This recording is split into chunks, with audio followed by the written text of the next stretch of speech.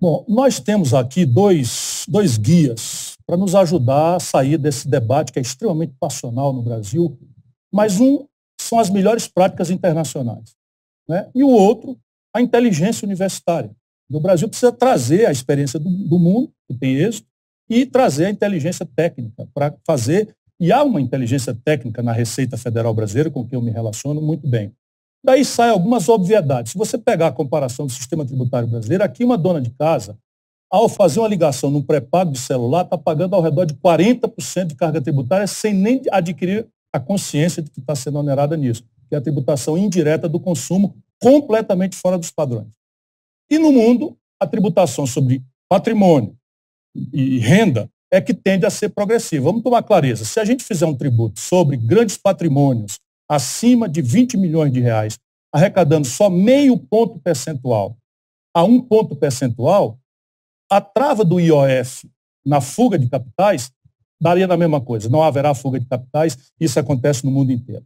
Mas o mais importante, no caso brasileiro, é a tributação sobre lucros e dividendos. De tanto falar, só o Brasil e a Estônia não cobram, agora parece que o Guedes acordou e vai propor, com muitas e graves distorções, porque eu cobrei quando eu fui ministro da Fazenda e foi revogado pelo Fernando Henrique e pelo Lula. Só o Brasil e a Estônia não cobram. Como eu fiz também, acho que devemos fazer no Brasil, uma progressividade maior do imposto de renda. A alíquota maior para quem ganha R$ 1 milhão, acabando com a fuga da pejotização, e uma alíquota menor para quem ganha R$ 2.000, R$ 2.050, que hoje paga 15%, que é uma aberração. Ciro, queria te fazer uma pergunta.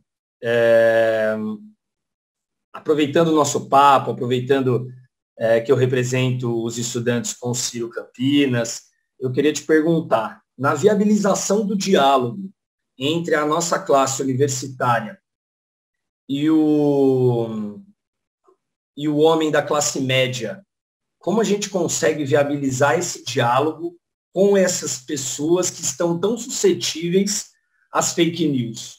Como a gente consegue fazer essa abordagem visando um trabalho de formiguinha para que a gente possa ter o prazer de ter você no Planalto em 2022? A primeira atitude, João, muito obrigado a você pelo carinho, é muita humildade, sabe? O nosso povo tem razão. Nosso povo tem razão. O nosso povo votou, especialmente aí no Sudeste brasileiro, eu estou aqui em São Paulo, no Sudeste brasileiro, 70% no Bolsonaro. É o nosso povo, são nossos irmãos, são nossos compatriotas.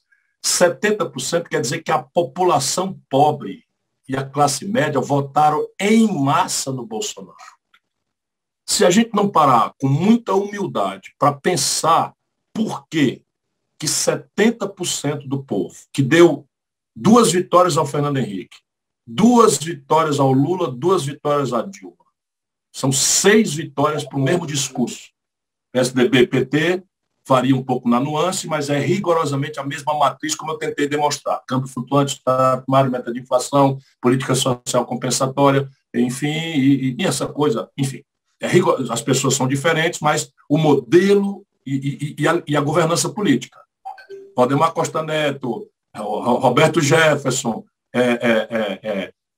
Barros, todos estavam com Collor, com Fernando Henrique, com Lula, com a Dilma, e agora estão com o Bolsonaro, e como estiveram com o Michel Temer. Então, assim, ou a gente percebe isso e dá razão ao nosso povo. Então, essa é a primeira coisa. Meu irmão, você tem toda a razão. Agora, você me permite fazer uma ponderação, diria eu, como tenho feito diariamente a todo mundo que me pergunta a mesma coisa. Você me permite fazer uma ponderação? Você sabe por que o preço do óleo de cozinha de soja subiu 80% e você não está mais podendo comprar no supermercado? Sei não. Pois eu vou lhe explicar. Política. Por que é política? Porque o Brasil é o maior produtor mundial de soja, de óleo de soja. O maior produtor mundial. E como é que o maior produtor mundial de óleo de soja vê a consequência da escassez de óleo de soja, fazer o óleo de soja, que é um insumo básico da cozinha popular, subir 80% o preço? Aí você vai ter que falar de dólar. Sabe por quê? Porque o chinês paga para o cara lá do Goiás em dólar e você paga em real. E aí você percebe, então o cara prefere vender para o cara lá da China em dólar porque esse dólar agora vale muito mais real do que valia antes, porque o real se desvalorizou quase 100% com o Bolsonaro. Era 3,70, agora é 5,25. Então, essas coisas, pela dialética, meu irmão, você sabe por quê, né, que você está desempregado? É porque o país faz 10 anos que não cresce. Então, sabe por quê? Quando você se zangou com Lula e com o PT, você votou no Bolsonaro como quem joga uma pedra numa vitrine. Legal, faz bem para o fígado na hora, mas no dia seguinte ele é o governante.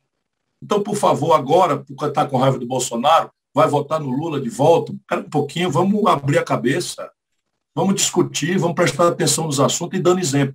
Militância, ideia, exemplo, militância, humildade, explicar para o povo uma vez, 2 vezes, 3 vezes, 4 vezes, 5 vezes, e não esquecer, quem está falhando não é o povo, são as elites que constroem mediações que, por exemplo, permitiram ao Bolsonaro virar presidente da República, com um discurso moralista contra a corrupção, sendo ele mesmo um corrupto, ancestral. Eu era governador, meu irmãozinho, 93, você não tinha nem nascido. O Bolsonaro fez uma dessas e eu pedi a prisão e a cassação dele, governador de estado. Percebe? O Bolsonaro é um bandido, um canalha. E a elite empacotou ele para ser o anticorrupção do PT. Por quê? Porque ele trouxe o Guedes, que tinha compromisso de manter a mesma economia política do Michel Temer, que botou o Meirelles, lembra? Sabe quem é o Meirelles, que é hoje secretário do Dória? Foi ministro da Fazenda do Michel Temer. Foi o homem que formulou a política econômica do Lula, cara. Não é possível que não chegue uma hora que a gente, sabe, que a gente não perceba. Só muda a perfumaria. E isso é que nós temos que mostrar para o povo.